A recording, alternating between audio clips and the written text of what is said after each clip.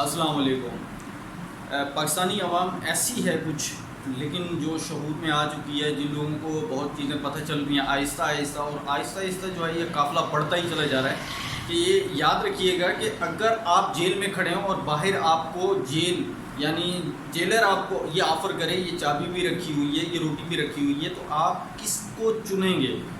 تو جو عقل مند لوگ ہوں وہ یہی کہیں گے کہ ہم لوگ چابی اٹھا کے باہر چلے جائیں تو ہم زیادہ روٹی حاصل کر سکتے ہیں۔ جو چھوٹی سوچ کے لوگ ہیں وہ آج بھی اسی روٹی کے اوپر لڑائی اور جھگڑا کرتے رہتے ہیں۔ اداروں نے آپ کو یا یہ کہا جائے اس امپورٹنٹ حکومت نے اتنا مخصوص کر دیا ہے عوام کو کہ انہوں نے صرف یہ سوچا ہوا ہے کہ ہم نے جو کچھ کرنا ہے اس روٹی کے لیے کرنا ہے، جو کچھ کرنا ہے اس پیٹ کے لیے کچھ کرنا ہے، اپنی اولاد کے لیے کرنا ہے، یہاں تک محدود ہو گئے۔ جب تک ہم وہ چابی نہیں اٹھاتے، یاد رکھیے گا کہ ہمارے حالات یہی رہنے ہیں۔ لیکن ساتھ ساتھ جو ہے عمران ریاض خان نے جو سوالات اٹھائے ہیں اداروں کے خلاف، وہی سوال میں دوہرا دیتا ہوں کیونکہ ایسا نہ ہو کہ کوئی یہ سمجھے کہ یہ سوال میں نے نہیں کیے بلکہ دوہرا رہا ہوں، اس لیے کہ انہوں نے کہا ہے کہ فوج کی طرف سے جو بیانات عوام تک پہنچتے ہیں ان میں سے ٹاپ آف دی پہلا بیان یہی ہے کہ جی کوئی چیف آف آرمی فوج سے بڑا نہیں ہوتا، کوئی چیف آف آرمی کا عہدہ پاکستان سے بڑا نہیں ہوتا، کوئی غدار پاکستان سے بڑا نہیں ہوتا۔ اور یہ ساری چیزیں اگر دیکھیں تو اس سب کے پیچھے عوام جو ہے اب سوال کرتی ہے، عوام اب وہ سوال کرتی ہے اور پوچھتی ہے کہ اگر یہ بیان سچے تھے، اب وہی سوال کہ ان کے جوابات دو۔ اگر سوال کرتی ہے تو ان کو مطلب جان کا ہی خطرہ پڑ گیا ان کو، تو یہاں تک کہ محسن داوڑ جیسے لوگوں کو کس نے بتایا، علی وزیر جیسے لوگوں کا کس نے بتایا ہاں اس عوام کو کہ جی یہ غدار ہیں، یہ ملک کا سودا کرتے ہیں یا یہ ایکٹیویٹیز کرتے ہیں؟ عزیر بلوچ کا کس نے بتایا؟ لیاری گینگ وار کراچی کے اندر کس نے بتایا؟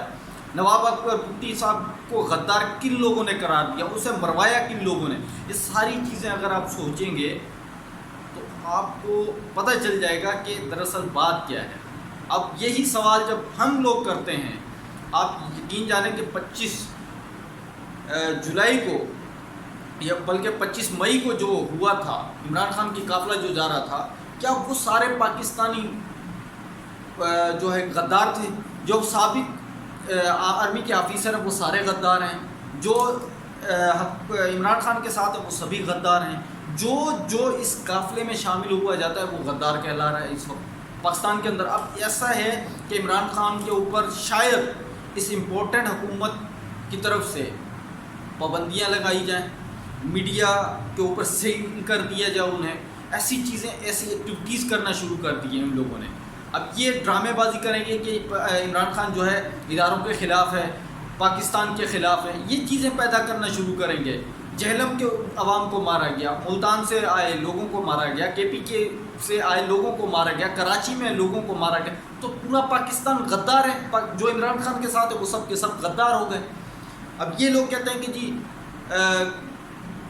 یہ غدار ہیں۔ اگر وہ غدار ہیں، ان کے ساتھ بیوی ہیں، بچے ہیں، بہنیں ہیں، مائیں ہیں، بوڑھے ہیں، جوان ہیں، سب مکس میں، تو یہ سارے غدار ہو گئے۔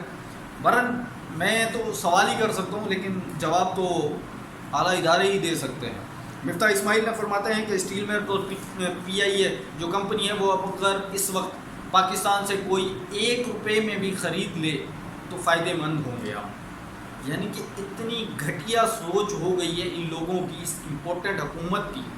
بلکہ یہ کہا جائے جو ہمارا اس وقت پاکستان کا وزیر خزانہ ہے، جسے کسی چیز کا علم نہیں ہے، صرف یہ ہے وہ کینڈی کرش، بس یہ کہا جائے وہ کینڈی لینڈ، کینڈی کرش، ایسی چیزیں بیٹھ کے 5 روپے والے بسکٹ بیچے، جبکہ وہ ملک کے لیے کوئی ایسی ضروری چیز نہیں ہے۔ اور وزیر اعظم صاحب نے جو بات بتائی ہے کہ جی جولائی میں لوڈ شیڈنگ اور زیادہ بڑھ جائے گی، اس سے زیادہ اور کیا ہوگی؟ یہی ہوگا کہ لائٹیں بالکل بند ہو جائیں گی، پھر موم بتیاں جلیں گی اور آپ پھر وہ لائٹ جو ہے انڈسٹریز وغیرہ کو بہت اچھے طریقے سے دی جا رہی ہے۔ اب تک بہت سے ایسے فیڈر ہیں، بہت سی ایسی جگہیں ہیں جہاں پہ 1 منٹ کے لیے لائٹ نہیں جا رہی۔ ہاں پہ اگر کوئی فالٹ آ جاتا ہے وہ ایک الگ میٹر ہے، لیکن لائٹ ان کو برابر طریقے سے پرووائڈ کی جا رہی ہے۔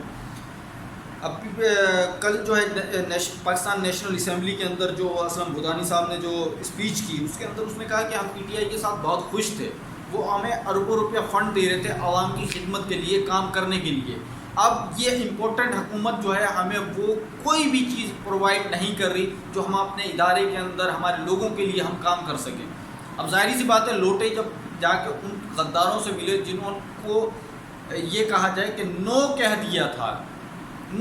دیا تھا کہ اب یہ حکومت میں نہیں آ سکتے، وہ ایک دم سے ملک کے ایک دم سے ان کا ضمیر جاگ گیا، ریموٹ کنٹرول سے ان کا ضمیر زندہ ہو گیا کہ جی ہم عمران خان کے ساتھ ہیں اور غلط کر رہے ہیں، بلکہ یہ رجیم چینج آپریشن کا حصہ تھا سب کچھ۔ اور یہ پہلے کہا کہ سازش نہیں ہوئی، مداخلت ہوئی ہے۔ اگر مداخلت ہوئی ہے پاکستان کے اندر، آپ سوچئے تو اس مداخلت کے مطابق سب کچھ پاکستان میں ہوا یا نہیں ہوا، تو اسی چیز کو سازش ہی کہا جاتا ہے۔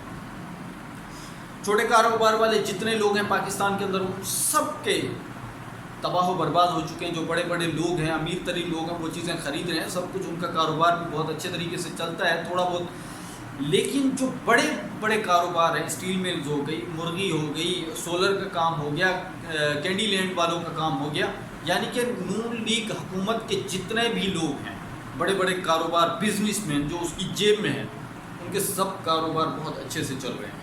یہ ہمارا پاکستان ہے اس وقت جو چل رہا ہے۔ اور پاکستان کے اندر جس طریقے سے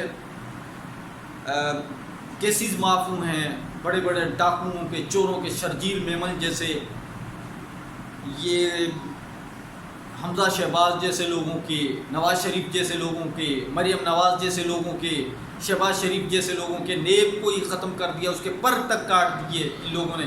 جس طریقے سے ان لوگوں نے تباہی بربادی کی ہے، یہاں تک کہ اب جو آئین کے اندر ترمیمیں کی جا رہی ہیں، اس کی جو تباہیاں ہو رہی ہیں، ساتھ میں جو کرپشن کا گروتھ ہے وہ اتنا زیادہ بڑھ گیا ہے کہ اب یہاں تک کہ ہمیں پتہ چل رہا ہے کہ لوگ اپنے اداروں کو پیسے دے کے کرپشن کر رہے ہیں۔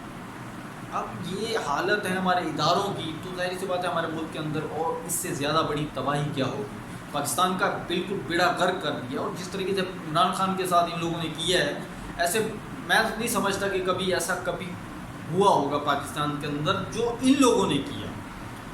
اور جتنی بڑی کرپشنز، جتنا پیسہ ان لوگوں نے چھاپا، یہ آپ کی میری سوچ ہے۔ جو چیز آرام سے چل رہی تھی، جو ایک سیدھا ملک اپنے ٹریک پہ جا رہا تھا، تو رجیم چینج کرنے کا مطلب کیا تھا؟ ڈاکٹر لال خان جو ہے، وہ ایک بات دہراتا ہوں میں ان کی بھی، کہ انہوں نے بھی اپنی اسپیچ میں ایک میں کہا کہ یہ جرنیل نہیں ہے، یہ پراپرٹی ڈیلر ہیں، اور پراپرٹی ڈیلروں نے کب جنگیں لڑی ہیں، کب پاکستان کو خون دیا ہے اپنا؟ ہمارے سوال بہت سادہ ہیں، لیکن جواب تک نہیں ہے ان لوگوں کے پاس۔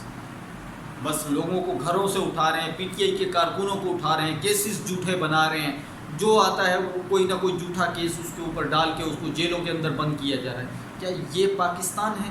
کیا ہم پاکستان کا حصہ نہیں ہیں، یا ہم پاکستان میں نہیں رہتے، یا ہم مسلمان نہیں ہیں یہ کہا جائے؟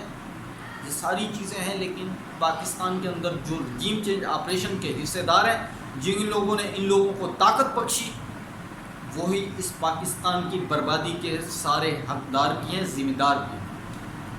دوستو، ویڈیو پسند آنے کی صورت میں اسے زیادہ سے زیادہ لائک کریں، شیئر کریں۔ ہماری اگلی ویڈیو آنے تک اپنا اور اپنے پیاروں کا ڈھیر سارا خیال رکھیے۔ اللہ حافظ۔